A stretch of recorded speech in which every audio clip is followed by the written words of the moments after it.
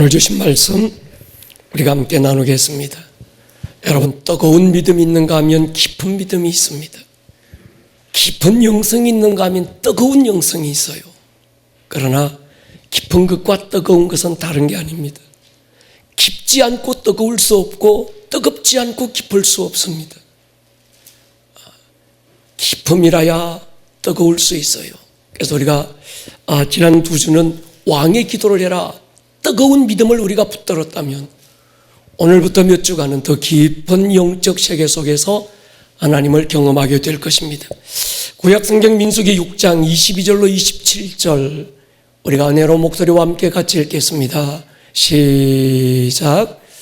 여호와께서 모세에게 말씀하여 이르시되 아론과 그의 아들들에게 말하여 이르기를 너희는 이스라엘 자손을 위하여 이렇게 축복하여 이르되 여호와는 내게 복을 주시고 너를 지키시기를 원하며 여호와는 그의 얼굴을 내게 비추사 은혜 베푸시기를 원하며 여호와는 그 얼굴을 내게로 향하여 드사 평강 주시기를 원하노라 할지니라 하라.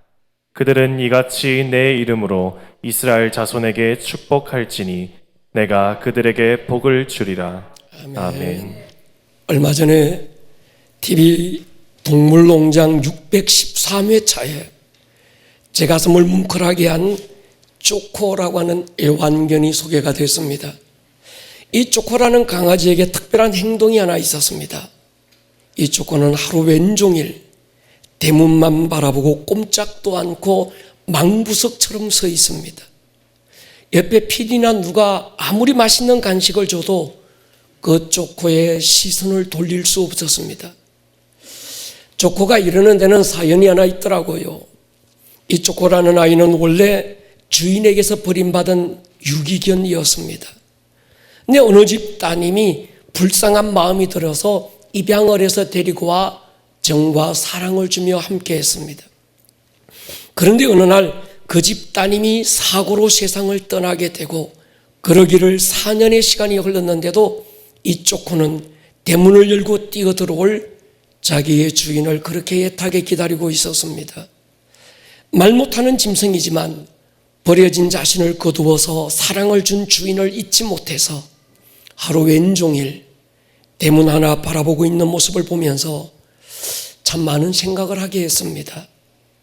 여러분, 종교는 사람이 만든 교리이지만 신앙은 하나님과의 만남입니다.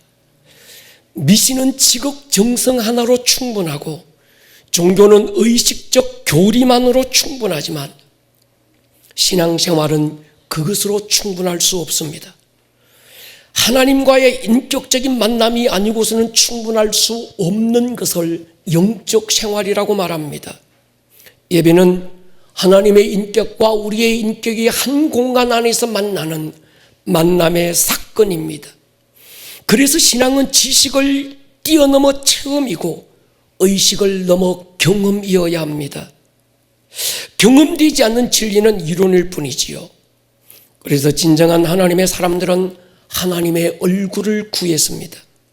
하나님의 그림자에 만족할 수 없는 거지요.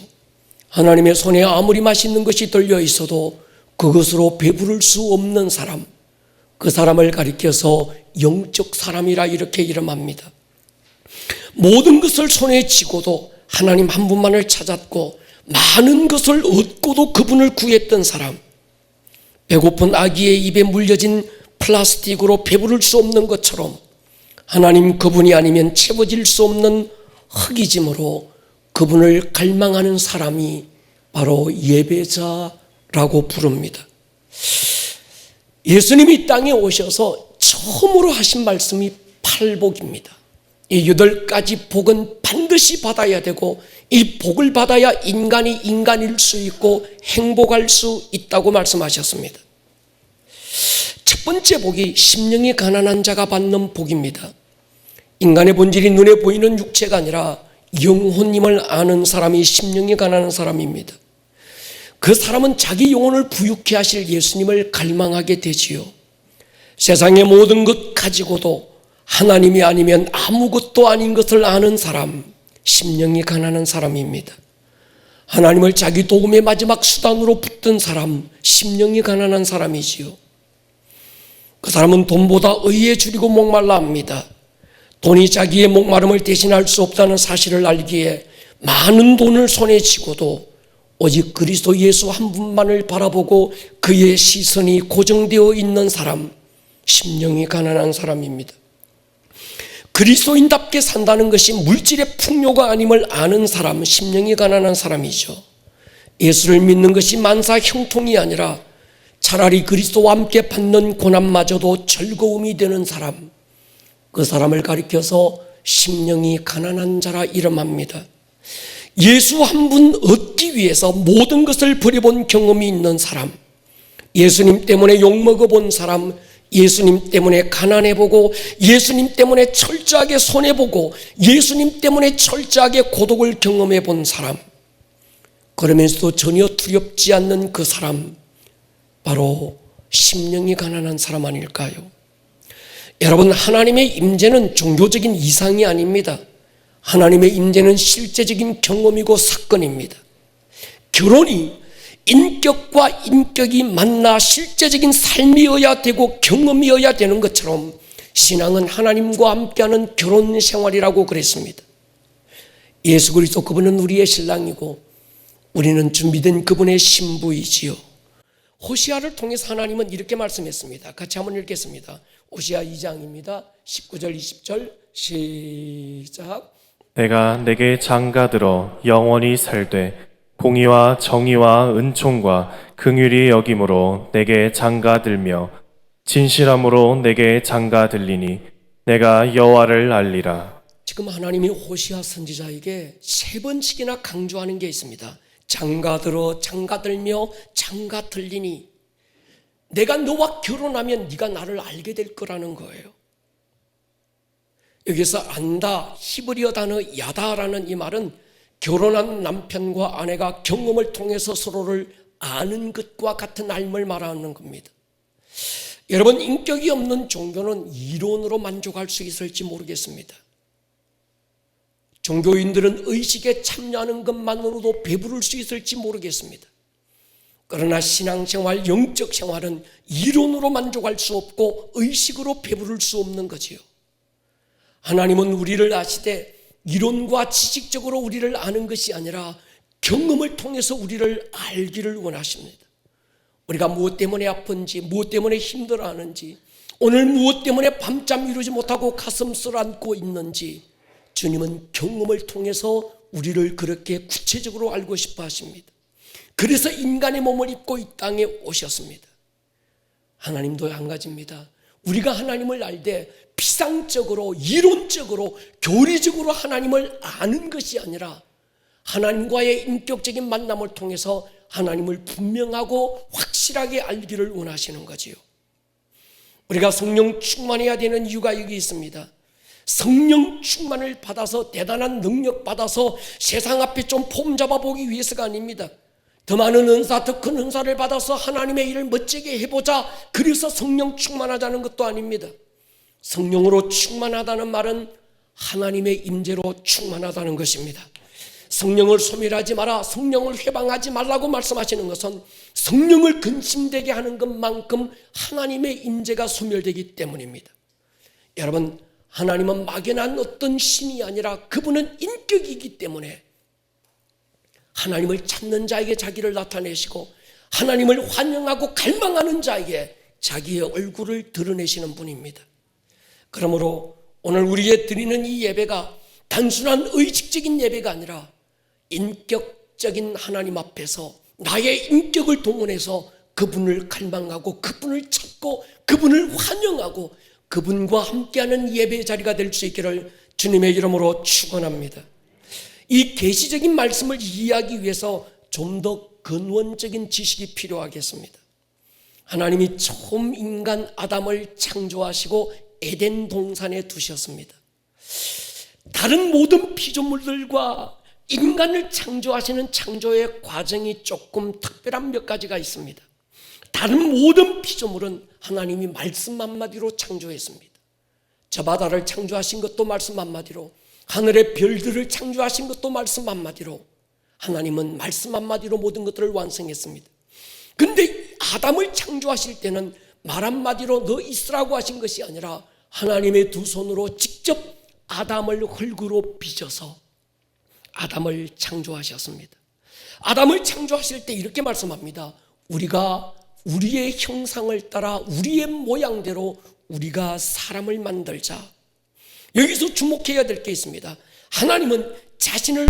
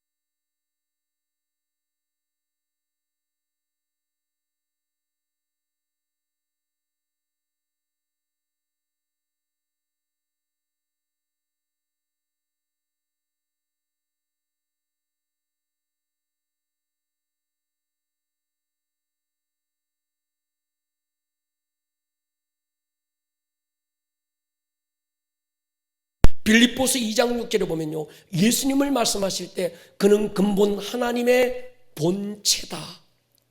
고린도후서 4장 4절에 그리스도는 하나님의 형상이다. 골로새 1장 15절에 그는 예수님은 보이지 않는 하나님의 형상이고, 히브리서 1장 3절에는 예수 그리스도는 하나님의 영광의 광채고 그 본체의 형상이라. 다시 말씀드리면 하나님의 인간을 창조하실 때 성부, 성자, 성령 하나님 가운데 형상을 가지신 분은 성자 예수님밖에 없습니다. 다시 말씀드리면 인간은 하나님께서 예수 그리스도의 형상을 본따서 인간을 만드셨다는 거지요. 하나님께서 처음 인간을 창조하실 때 아무렇게나 만든 게 아닙니다. 하나님은 우리 인간을 특별한 의도를 가지고 예수님의 형상을 따라 특별하게 창조하셨습니다. 그 의도가 무언가 하면 하나님의 어떤 목적을 위한 수단으로 만드신 것이 아니라 하나님과 친밀함을 누릴 대상으로 창조했습니다. 우리가 좋아하는 찬양이 있습니다. 당신은 사랑받기 위해 태어난 사람. 맞습니다. 우리는 아무렇게나 태어난 게 아닙니다. 그저 하다 보니 가다 보니 그냥 그렇게 만들어진 게 우리가 아니라는 얘기입니다. 어느 누가 말했던 것처럼 인간은 오발탄이 아니라는 얘기인 거죠. 우리가 이 땅에 태어난 건 하나님께서 특별한 어떤 목적을 가지고 우리를 창조하셨는데, 그것은 하나님과 친밀함을 누리기 위해서 우리를 창조하신 것이죠. 실제 아담은 에덴에서 하나님과 얼굴과 얼굴로 교제하고 그 친밀함을 누리고 있었습니다. 언제나 하나님이 아담을 부를 때 아담은 하나님 앞에 나가 하나님의 얼굴을 배웠고, 아담은 언제나 하나님 앞에서 뛰어놀면서 하나님과 얼굴을 같이 하고 주님의 마음을 깊이 알고 주님과 함께 교제하는 삶을 살았던 곳이 에덴이었습니다. 그런데 이 에덴에서 마귀가 아담을 유혹하면서 그 친밀함이 깨어졌고, 죄는 하나님과 인간 사이를 나누어 놓고 말았습니다. 하나님과 잃어버린 친밀함을 회복하기 위해서 하나님은 아브라함 한 사람을 선택하시고 그를 통해서 예수님을 보냈어요. 아브라함을 선택하신 것은 아브라함과 그의 후손만이 아니라 아브라함을 통해서 천하 만민이 하나님과 친밀함을 회복하기 원하셨습니다. 이것이 아브라함을 선택하신 목적이죠. 나중에 아브라함의 후손인 이스라엘을 애굽에서 불러내신 이유도 동일합니다. 출애굽기 16장 6절에 보면요, 우리 같이 한번 읽겠습니다. 시작. 너희가 내게 대하여 제사장 나라가 되며 거룩한 백성이 되리라. 너는 이 말을 이스라엘 자손에게 전할지니라. 하나님께서 이 땅 많은 민족들 가운데서 아브라함을 선택하시고 아브라함의 후손인 이스라엘을 애굽 땅에서 불러내신 이유가 있습니다. 그들을 모든 민족을 위한 제사장 민족으로 부르셨다는 거예요. 제사장은 중보자를 얘기하는 것입니다. 다시 말씀드리면 하나님이 이스라엘을 애굽 땅에서 불러내어 선택하신 것은 그 이스라엘을 통해서 모든 세계가, 모든 민족이 하나님을 예배하고 깨어져 버린 하나님과의 친밀함을 회복하기 위하여 아브라함과 이스라엘을 선택하신 겁니다. 그래서 하나님은 모세를 통해서 하나님의 얼굴을 보여주셨고 12지파를 축복하셨고 그들 가운데 예수님을 이 땅에 보내주셔서 우리의 구주가 되게 하셨습니다.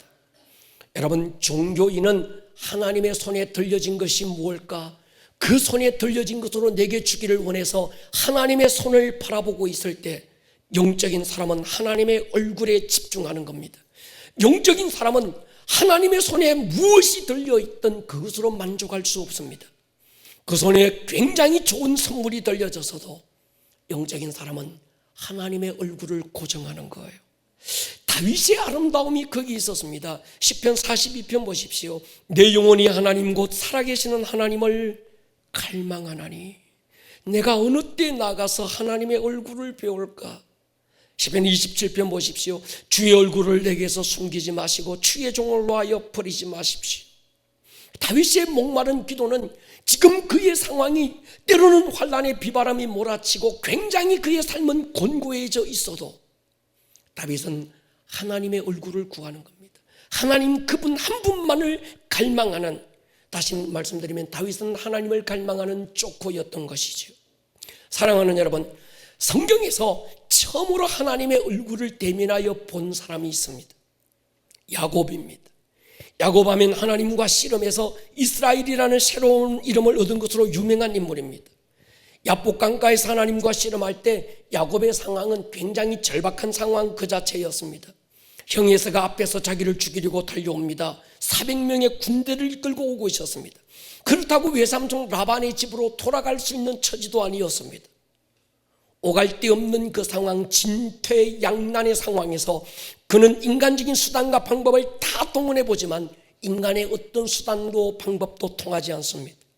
그런 처절한 상황에서 홀로 야복 강가에 무릎을 꿇었을 때 하나님이 야곱을 찾아오셨고 그에게 씨름을 걸어오셨습니다. 저는 그렇게 믿습니다. 최고의 절박함, 최고의 힘은 절박함에서 나오는 줄로 믿습니다. 최고의 은혜도 절박함에서 나오는 거예요. 때로 하나님께서 우리의 삶을 절박함으로 몰아가실 때가 있어요. 앞으로도 갈 수 없고 뒤로 돌아갈 수도 없는 절박한 상황이 우리에게 모였을 때 그때는 하나님을 찾아라는 거예요. 할렐루야. 하나님의 얼굴을 구하라는 사인이 바로 그런 것입니다. 아마도 이 야곱은 야복강가에서 자기를 찾아오신 하나님이 자기를 축복해 주어서 우사인 볼트처럼 빨리 도망갈 수 있는 그런 힘을 주기를 바랬을 것입니다. 그런데 하나님은 그런 힘을 주시는 것이 아니라 그의 고관절 뼈를 쳐서 부러뜨려 놓고 더 이상 도망갈 수 없도록 고립시켜 놓았습니다. 대신에 그의 이름을 바꾸어 주었습니다. 네 이름을 다시는 야곱이라고 하지 마라. 이스라엘이라고 부를 것이다.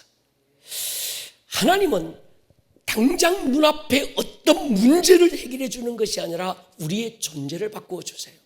여러분, 이것이 축복입니다. 우리는 눈앞의 상황을 바꾸어 주기를 원하지만 하나님은 우리의 존재가 달라지기를 원하는 거예요. 하나님은 우리의 상황에 관심이 있는 게 아니라 우리의 존재에 관심이 있는 분이죠. 존재가 달라지고 나니까 상황이 달라지기 시작했습니다. 자기를 죽이려고 군대를 끌고 왔던 에서가 변해서 자기를 축복하고 고향으로 돌아가게 됩니다. 고향으로 돌아가는 길에 야곱이 이렇게 고백합니다. 창세기 32장 30절 세번역 성경에 보면요, 우리 같이 한번 읽겠습니다. 창세기 32장 없으면 제가 읽어드리겠습니다. 야곱은 내가 하나님의 얼굴을 직접 뵙고도 목숨이 이렇게 붙었구나 하면서 그곳 이름을 브니엘이라고 하였더라. 이스라엘은 야곱이 하나님의 얼굴을 직접 뵙고 얻은 대가로 주어졌던 이름이 이스라엘이라는 이름이었습니다. 성경의 두 번째 하나님의 얼굴을 직접 대면한 사람이 모세입니다. 다른 사람들에게는 음성으로 나타내시던 하나님, 또 다른 백성들에게는 구름기둥 불기둥으로 하나님의 존재의 현현을 나타내시던 그 하나님께서 모세에게만큼은 자신의 얼굴을 숨기지 않고 보여주셨습니다. 출애굽기 33장 11절 보십시오. 같이 한번 읽겠습니다. 시작. 주님께서는 마치 사람이 자기 친구에게 말하듯이 모세와 얼굴을 마주하고 말씀하셨다.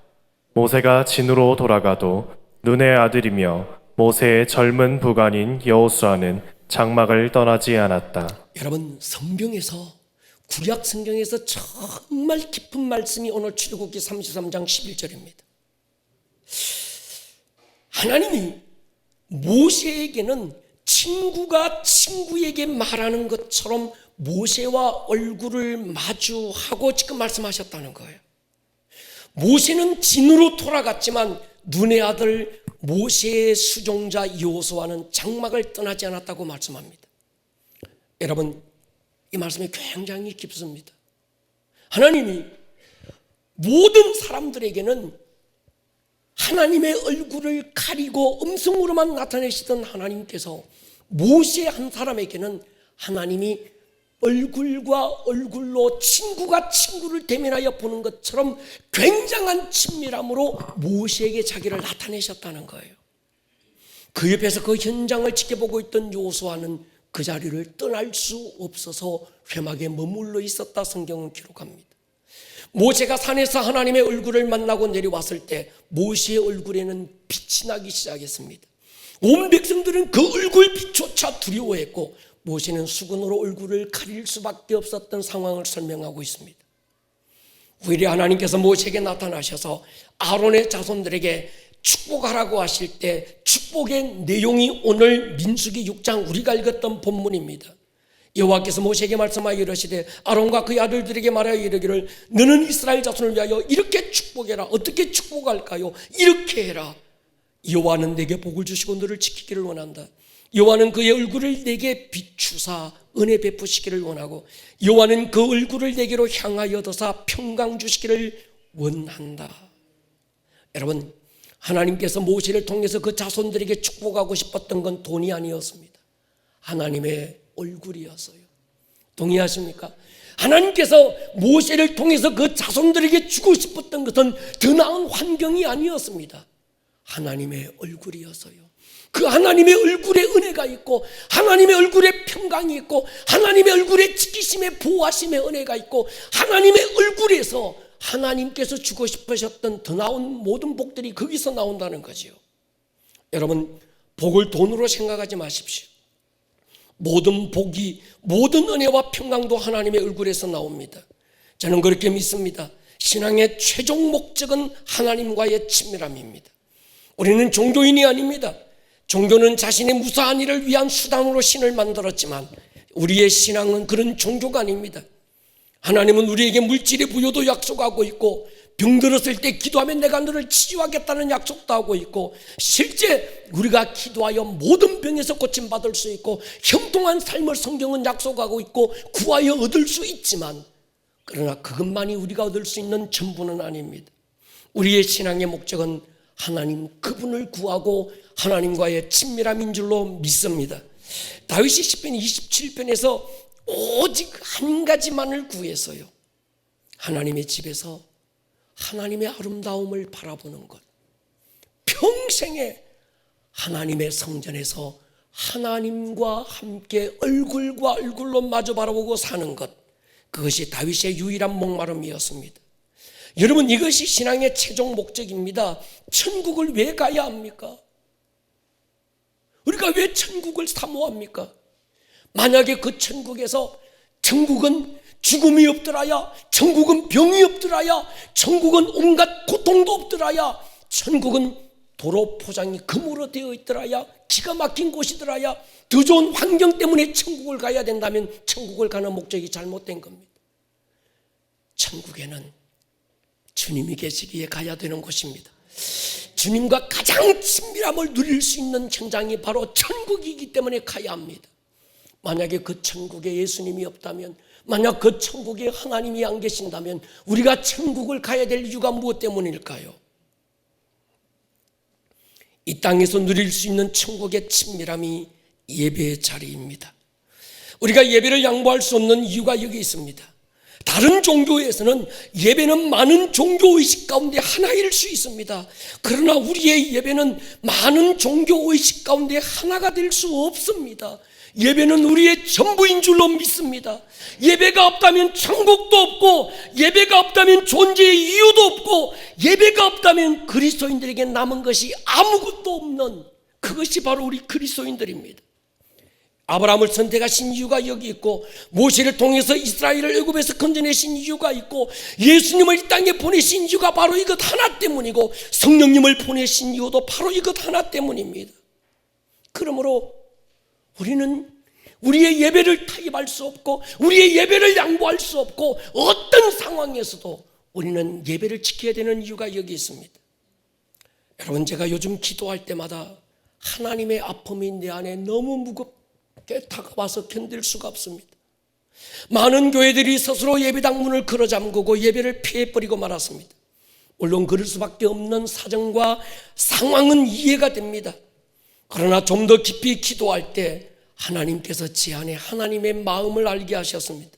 주님이 제게 물었어요. 이 목사 누가 예배당 문을 닫았는지 아니? 이 목사 코로나가 예배당 문을 닫았다고 생각하니? 이 목사 이 땅에 어떤 리더가 정치인들이 예배당 문을 닫았다고 생각하니? 아니야, 내가 닫았다. 내가 예배당 문을 닫았다. 여러분 생각해 보십시오. 예수님 이후 과거 어느 때 2000년 기독교 역사 가운데서 어느 국제적으로 한 민족, 한 나라가 아니라 전 세계가 일순간에 예배의 문이 닫혔던 때가 언제 있었습니까? 공산당이 나라를 점령했을 때 어느 나라는 예배당 문이 닫힐 수 있었습니다. 우리나라도 일제시대 때 어느 한 지역은 예배당 문이 닫힐 수 있었습니다. 아프리카면 아프리카, 유럽이면 유럽, 아니면 미국이면 미국, 아시아면 아시아, 전 세계가 부분이 아니라 온 세계가 일순간에 예배의 문을 걸어 잠그고 예배당 문을 닫았던 예가 성경 어디에 있습니까? 우리 인류 역사 가운데 언제 있었습니까? 없었습니다.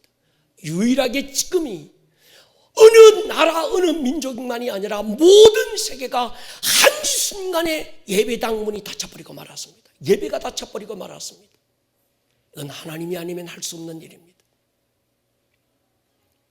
주님이 제 안에 말라기에 대한 말씀을 주셔서요. 말라기 보면 이렇게 말씀합니다. 1장 우리 같이 한번 읽겠습니다. 6절부터 10절 같이 한번 읽을까요? 시작. 내 이름을 멸시하는 제사장들아, 나 만군의 여호와가 너희에게 이르기를, 아들은 그 아버지를, 종은 그 주인을 공경하나니 내가 아버지일진데 나를 공경함이 어디 있느냐? 내가 주인일진데 나를 두려워함이 어디 있느냐 하나, 너희는 이르기를 우리가 어떻게 주의 이름을 멸시하였나이까 하는도다. 너희가 더러운 떡을 나의 제단에 드리고도 말하기를 우리가 어떻게 주를 더럽게 하였나이까 하는도다. 이는 너희가 여호와의 식탁은 경멸히 여길 것이라 말하기 때문이라. 만군의 여호와가 이르노라. 너희가 눈먼 희생제물을 바치는 것이 어찌 악하지 아니하며 저는 것 병든 것을 드리는 것이 어찌 악하지 아니하냐. 이제 그것을 너희 총독에게 드려보라. 그가 너를 기뻐하겠으며 너를 받아주겠느냐. 만군의 여호와가 이르노라. 너희는 나 하나님께 은혜를 구하면서 우리를 불쌍히 여기소서 하여 보라. 너희가 이같이 행하였으니 내가 너희 중 하나인들 받겠느냐. 만군의 여호와가 이르노라. 너희가 내 제단 위에 헛되이 불사르지 못하게 하기 위하여 너희 중에 성전 문을 닫을 자가 있었으면 좋겠도다. 내가 너희를 기뻐하지 아니하며 너희가 손으로 드리는 것을 받지도 아니하리라. 아멘. 지금 하나님께서 이것이 말라기 선지자 개인의 감정에서 나온 말이 아니라 하나님께서 하고 계신 말씀이라는 걸 확정하기 위해서 한마디 하시고 만군의 여호와의 말씀이니라, 한마디 하시고 만군의 여호와의 말씀이라고 확정 짓고 있습니다. 내용은요, 그들이 죄를 많이 지었다, 그들이 악한 짓을 많이 했다, 그런 얘기가 아닙니다. 그들이 저는 것 병든 것 눈먼 것을 가지고 여호와의 식탁을 더럽혔다는 거예요. 예배 자리를 더럽혔다는 겁니다. 총독에게 주어도 받지 않을 그런 형식적인 예배, 습관적인 예배, 모양만 남은, 무늬만 남은 그 예배를 가지고 이것이 하나님을 공경하는 것이라고 말하고 있는 그 무너진 제단, 무너진 예배에 대해서 하나님은 속이 상해서 누가 이 성전문을 닫아버릴 자가 있으면 좋겠다는 거예요. 여러분, 굉장히 무서운 얘기입니다. 세상이 타락했다 문제일 수 있습니다. 그러나 하나님의 아픔은 교회 안의 예배가 병든 것이 더 큰 문제입니다. 세상의 타락으로 예배당 문을 닫은 예가 역사에 어디 있습니까? 그러나 교회 안에서 눈먼 예배, 저는 예배, 병든 예배, 모양만 남은 예배, 그런 예배가 하나님의 식탁을 더럽히고 있기 때문에 지금 하나님이 차라리 누군가가 예배당 문을 좀 닫아버리면 좋겠다고 말씀합니다. 하나님과의 친밀함이 없는 예배라는 형식이 하나님을 분노하게 했습니다. 하나님 한 분의 얼굴을 구하며 예배의 자리를 갈망하는 것이 아니라 예배가 복받는 수단으로 전락되고 있고 만사 형통을 위한 수단으로 우리 인간의 헌신이 전락되고 있는 이 현실을 주님은 가슴 아파하시면서 성전문을 누가 닫아버릴까? 성전문을 닫을 자를 찾고 계셨던 거예요. 저는 세상에서 일어나고 있는 동성애나 온갖 우상들에 대해서 말하고 싶은 게 아닙니다. 언제 역사가 악인이 많아서 망한 적이 있습니까? 하나님이 언제 악인의 숫자를 센 적이 어디 있습니까? 악이 정점에 도달했을 때도 하나님은 언제나 그 가운데 남겨준 그루터기 의인의 숫자를 찾고 있었습니다. 소돔과 고모라가 악인이 많아서 심판받은 게 아니었습니다. 하나님이 찾으시는 바로 그 한 사람, 그 예배자가 없어서 광야에서 금송아지 섬기다가 심판을 직면했던 이스라엘이 악인이 없어서 긍휼을 입은 게 아니었습니다. 하나님 앞에 나가 무릎을 꿇고 차라리 내 이름을 생명록에서 지워서라도 이 백성을 긍휼히 여겨달라 몸부림쳤던 모세의 예배 하나가 그 백성들에게 하나님의 긍휼을 내밀게 했습니다. 하루 심가에서 두려워 떠는 자 다 돌려보내고 13만 명의 미디안과 맞서 싸울 300명의 예배자를 찾으신 것도 바로 그것 아니었겠습니까? 여러분, 다시 말씀드립니다. 오늘 이 시대 우리가 회복해야 될 게 뭘까? 코로나 앞에서 코로나를 이 땅에 보내신, 코로나를 통해서 우리에게 말씀하고 싶으셨던 주님의 음성에 귀를 기울이고, 그래, 지금이야말로 예배를 회복해야 될 때다. 그냥 습관적인 예배가 아니라 주님과의 친밀함을 갈망하고 주님의 손을 바라보는 것이 아니라 주님의 얼굴을 마주 바라보고 주님을 구할 수 있는 다윗의 세대가 일어나기를 원하는 거지요.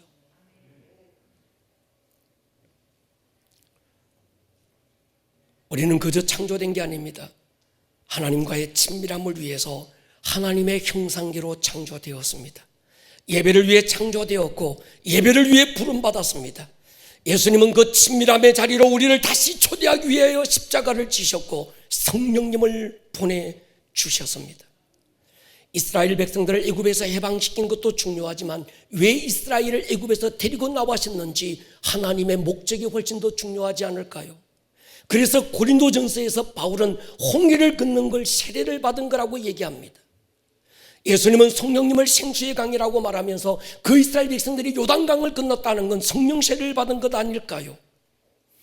우리의 받은 구원이 중요하지만 구원의 이유가 더 중요하지 않을까요? 우리가 받은 이 구원의 친밀함의 복이 없다면 받은 구원이 어떤 의미가 된다 생각하십니까? 우리가 천국에 가는 것도 중요하지만 더 중요한 것은 천국에서의 삶이 중요하지 않을까요? 내가 가야 될 그 천국에 하나님과의 친밀함이 없다면 그 천국이 우리에게 어떤 의미가 될 수 있을까요? 사람은 자기가 예배하는 걸 닮게 돼 있습니다. 자기가 예배하는 대상을 닮아가요. 아담과 하와가 타락한 이후에 예배하지 않은 게 아닙니다.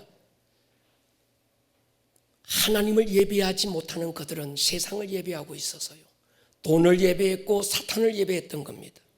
마귀가 예수님을 찾아와서 시험했던 게 있습니다. 내게 한 번만 예배해라. 내게 한 번만 절해라. 세상 영광 네게 줄 거라는 겁니다. 나는 하나님을 모르는데요, 그렇지만 나는 우상도 섬기지 않아요. 아닙니다. 하나님을 예배하지 않는 그들은 세상을 예배하고 돈을 예배하고 어떤 마귀에게 절한 대가로 그걸 얻고 있는 겁니다. 우리가 하나님을 예배한다는 말은 하나님을 닮아간다는 겁니다.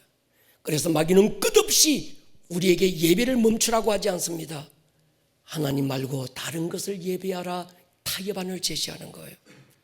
여러분 보십시오. 모세를 통해서 애굽에 내려졌던 10가지 재앙을 우리가 잘 알고 있는데 그 10가지 재앙이 왜 애굽 땅에 내려졌는지 이유를 사람들은 간과합니다. 바로 예배였습니다.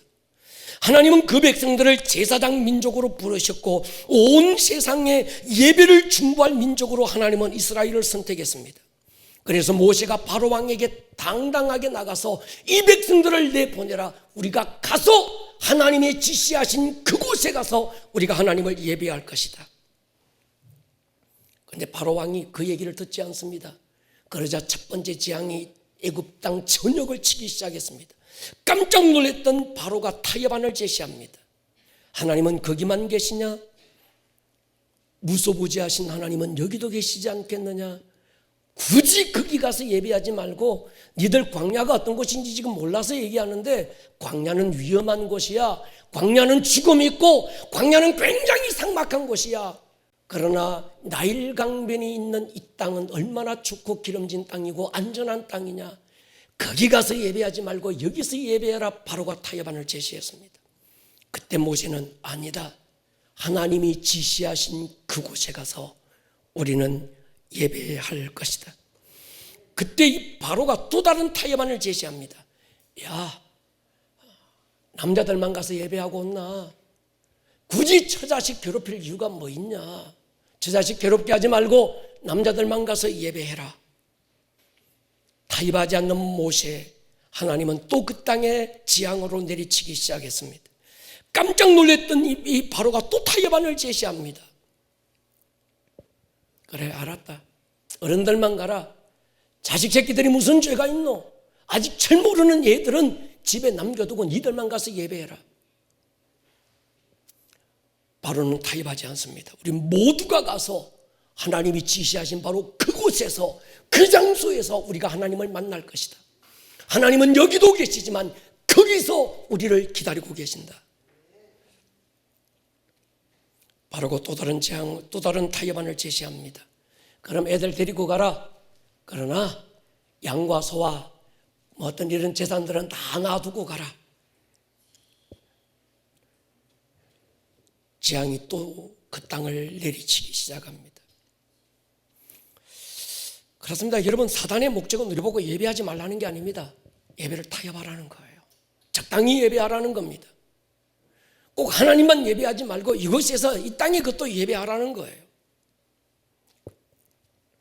마지막 유월절 재앙이 그 땅을 치면서 하나님은 이스라엘 전부가 하나님을 예배하는 민족으로 선택되었음을 보여주셨습니다. 사랑하는 여러분, 우리의 예배는 누구도 통제할 수 없습니다. 예배를 통제할 수 있는 유일한 분은 우리의 예배를 받으실 한 분 하나님인 줄로 믿습니다. 예배는 전적인 헌신이고 하나님께 드릴 최고의 헌신은 우리의 예배여야 합니다. 예배는 절대로 구분이 될 수 없습니다. 우리의 온 가족들이 마음을 다하고 힘을 다하고 목숨을 드려야 될 전적인 헌신이 예배입니다. 날 사랑하신 하나님의 사랑이 부분이 아닌 것처럼 하나님을 향한 우리의 사랑도 부분일 수 없어서 내 존재의 전부로 하나님께 나아가는 바로 그 예배자가 하나님이 찾으시는 바로 그 예배자가 아닐까요? 종교인들은 형식적인 예배에 만족할 수 있습니다. 종교인들은 의식적인 것으로 만족할 수 있습니다. 그러나 살아있는 영적인 사람은 하나님과의 만남이 아니고는 견딜 수 없는 예배를 갈망하고 있는 줄로 믿습니다. 이 사실을 알았던 마리아의 예배를 보십시오. 어느 날 예수님이 바리새인의 집에 초청되었을 때 초청받지 못했던 이 여인이 주님 앞에 나아가서 주님 발 아래 무릎을 꿇고 눈물로 주의 발을 적시고 여자의 가장 자존심의 머리털을 풀어서 주의 발을 닦기 시작했습니다.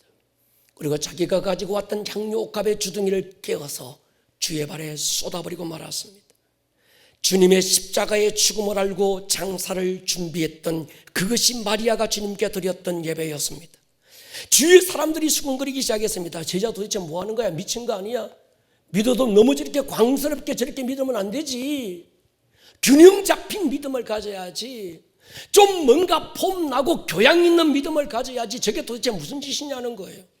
세상이 손가락질하는 거 괜찮았습니다. 이 여인이 더 견딜 수 없었던 건 예수님의 제자들마저 그렇게 손가락질하고 있는 거예요. 네가 허비했다는 겁니다. 이걸 팔아서 가난한 자들에게 구제하는 것이 훨씬 더 유익이 아니냐는 거예요. 주님이 그들에게 이렇게 말합니다. 너희가 어찌하여 이 여자를 괴롭게 하느냐? 그가 내게 좋은 일을 하였느니라. 가난한 자들은 항상 너희와 함께 있거니와 나는 항상 함께 있지 아니하리라. 이 여자가 내 몸에 이 향유를 부은 것은 내 장례를 위하여 함이니라. 내가 진실로 너희에게 이르노니 온 천하에 어디 있어든지 이 복음이 전파되는 곳에는 이 여자가 행한 일도 말하여 그를 기억하리라.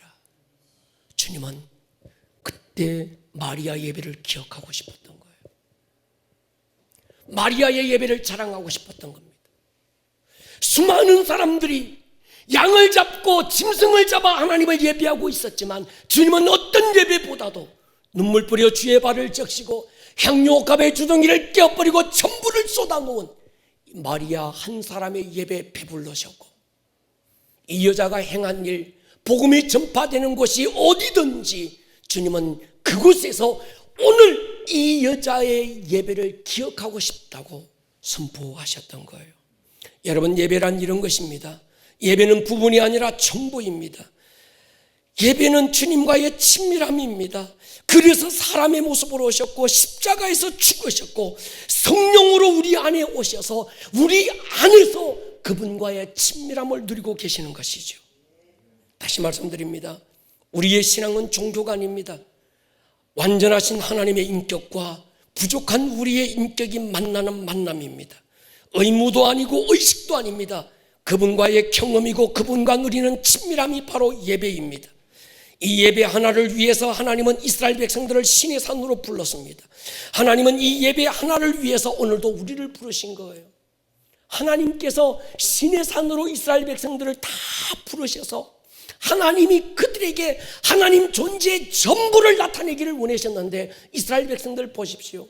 그들은 뒷걸음질 치면서 하나님의 얼굴 보기를 두려워하고 산을 내려가 버리고 말았습니다.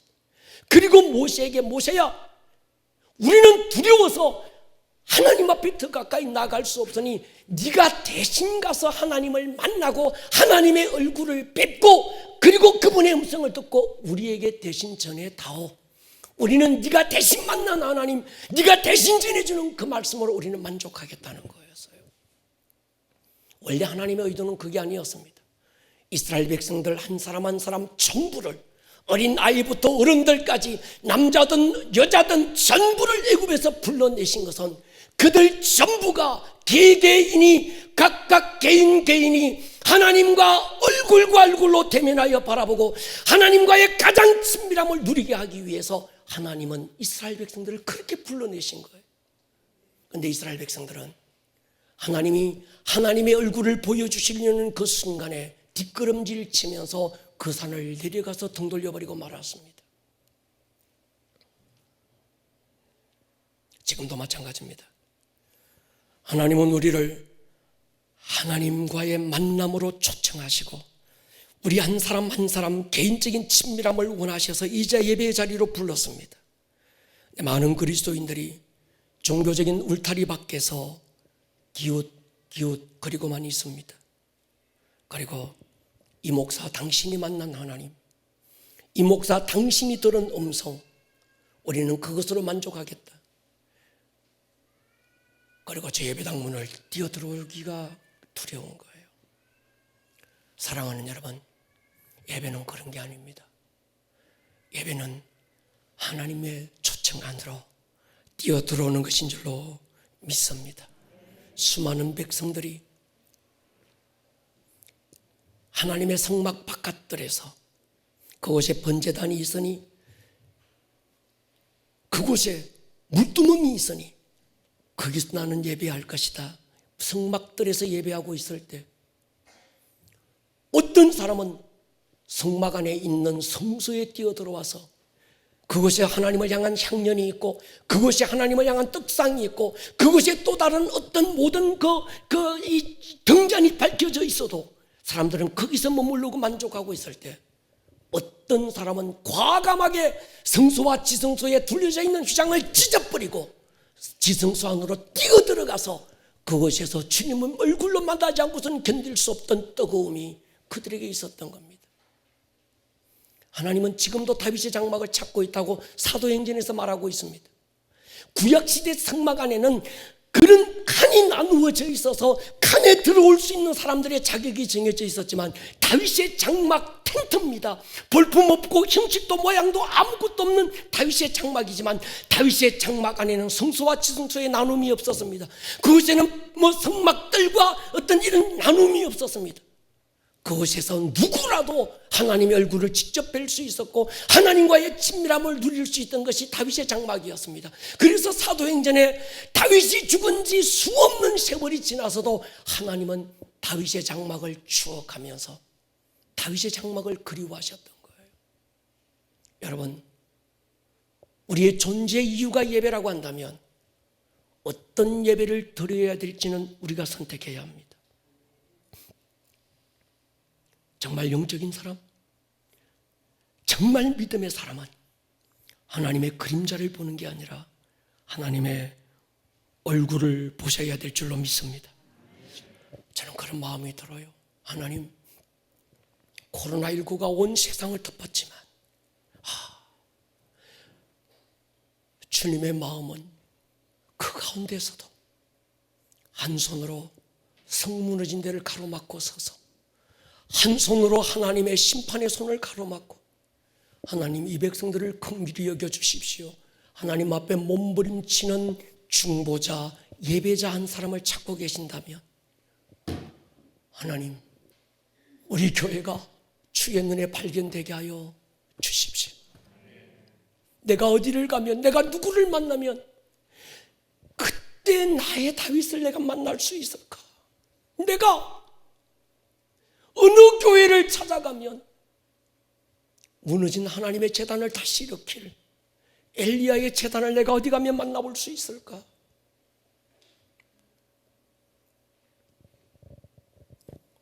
우리는 더 깊은 예배 속에서 주님과의 친밀함을 갈망해야 될 줄로 믿습니다. 더 이상 바깥들에 계시지 마십시오. 더 이상 성소 안에 머물지 마십시오. 지성소 안으로 뛰어들어오셔서 여러분이 하나님을 만날 수 있기를 축복합니다. 가장 친밀함으로 그분의 음성을 직접 듣고 그분의 숨결을 느낄 수 있는 예배자들이 될 수 있기를 주의 이름으로 축원합니다. 머리를 한번 숙여보십시다.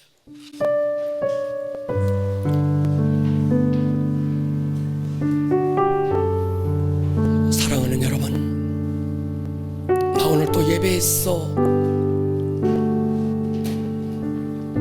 나 오늘 예배 참석했어.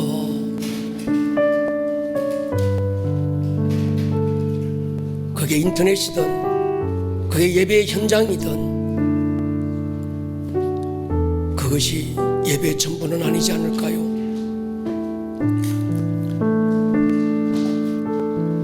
주님은 오늘 예배 자리에서 여러분 개개인에게 자기를 나타내고 싶어 하십니다. 눈을 열어 그 주님을 보십시오. 마음을 열어 그 주님께 나아가 보십시다.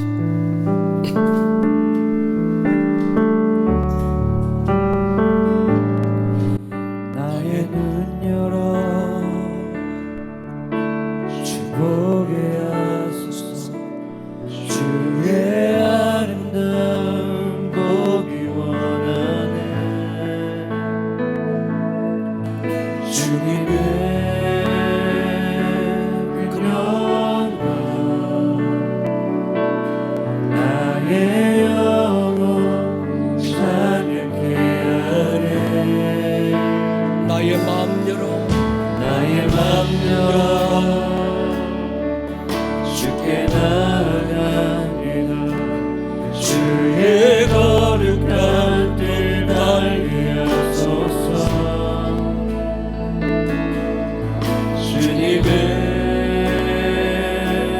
주님에게서 나의 영혼 평안케 하네. 나 주님만 원하네. 내 삶의 만족 되신 주, 내 평생의 소원, 내 주님을 또 사랑하는 나. 나의 맘 열어 주님 보기 원합니다. 주 보게 하소서. 주의 아름다움 보기 원하네. 나의 마음 열어 나의 맘 열어 주께 나아갑니다. 주의 거룩한 뜻 알게 하소서.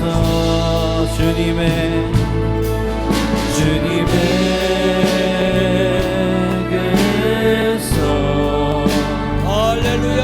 나의 영혼 평안케 하네.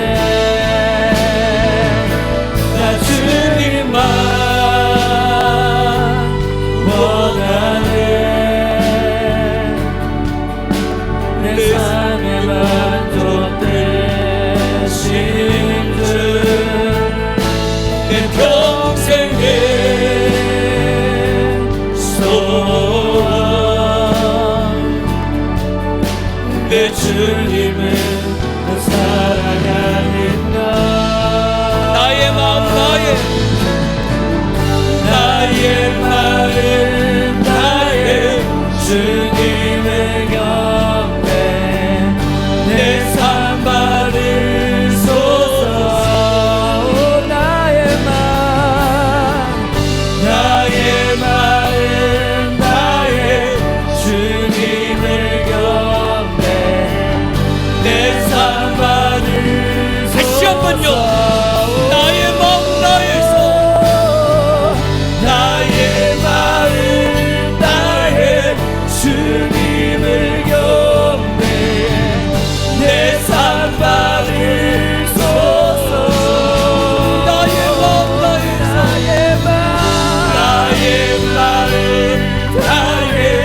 주님을 경배해 내 삶 받으소서. 나 주님만 원하네. 내 삶에 만족되신 주, 내 평생의 소원, 내 주님을 사랑하는 반주만 한번 들어보십시다. 여러분, 가장 큰 복은 심령이 가난한 거예요. 내 영혼이 주님을 목말라 하고 내 심령이 하나님을 찾는 것, 그 복이 진짜 복입니다. 왜요? 이 복은 하나님이 내 마음에 부어주시는 것입니다. 이 복을 받은 자는 하나님이 아니고는 안 되는 겁니다. 오늘 우리 안에 이 복을 부어주십시오. 주의 얼굴에 복을 부어주십시오. 네. 우리 예배 안에 우리 주 예수의 나타나심을 보기 원합니다. 우리 시간 잠깐 한번 여러분의 마음을 하나님